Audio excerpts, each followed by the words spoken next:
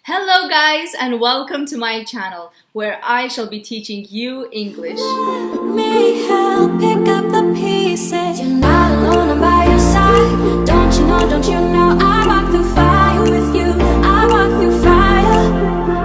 No matter what, I'll make it right. Don't you know I walk through fire with you. I walk through fire.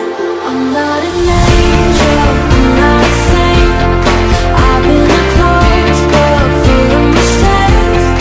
But when you're broken, when you're in pain. Can you believe that it's 2019 already? I can't. Time just seems to fly. I hope that this would be a very successful year for you and your family. And I hope that you would be able to bump your English to a whole new level by the end of 2019. Today, we will be learning about phrasal verbs. What are phrasal verbs? Phrasal verbs are verbs that are combined with a preposition or verbs that are combined with an adverb. We have a lot of phrasal verbs in English. And the reason they're so difficult to learn is because there are so many of them. Sometimes it's difficult to guess their meaning. Or sometimes one phrasal verb can have several meanings. But there is a way to make learning phrasal verbs much easier. You have to be dedicated and get a little notebook. Every single day, start learning at least 2 to 3 phrasal verbs. Write sentences and try to use them with your English students or your English friends or partners. I'm gonna teach you 10 phrasal verbs that you have to know in English.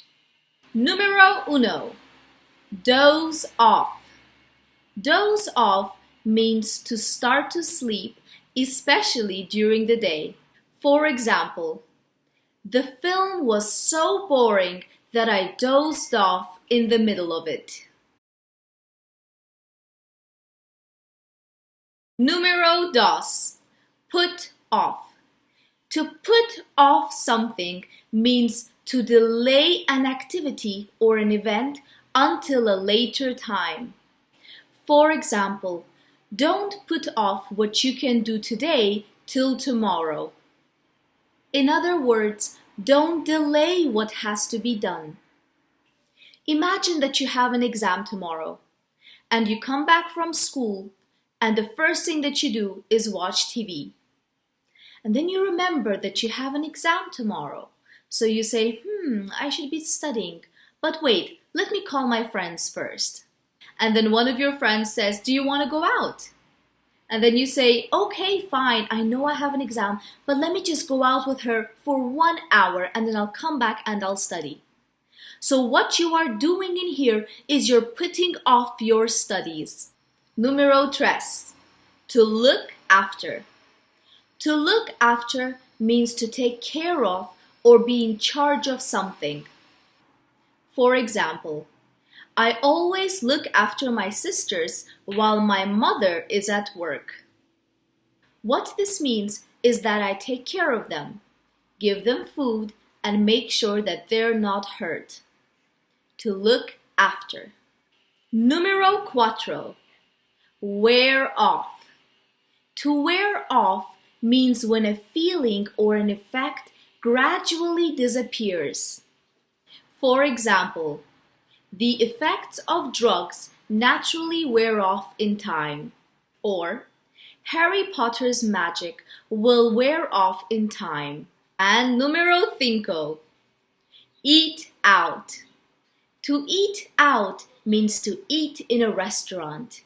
For example, I was so tired after work that we decided to go and eat out. Numero seis, do without. To do without means to manage without having something. For example, I'm driving today, so I can do without a drink. Numero siete, get on. To get on means to be friendly with each other. For example, The best way to make my students get on is to encourage help and respect in the classroom. Número 8. Live up to. To live up to means to be as good as someone or something. For example, smart and hardworking students always try to live up to the standard of schools. Número 9. Run out. To run out means for a supply to be used or completely finished. For example, he ran out of excuses when his teacher asked him why he didn't study. This simply means that he had no more ideas left for him to think about. Y número 10. Turn up. Turn up means when a better situation or an opportunity comes your way unexpectedly. For example, he was waiting for something good to turn up.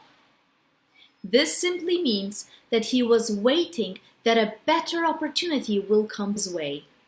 Phrasal verbs give our language color and life. Let's start learning one phrasal verb a day and try to use it in our everyday life. Thank you for learning phrasal verbs with me. I hope you found it helpful. See you next time.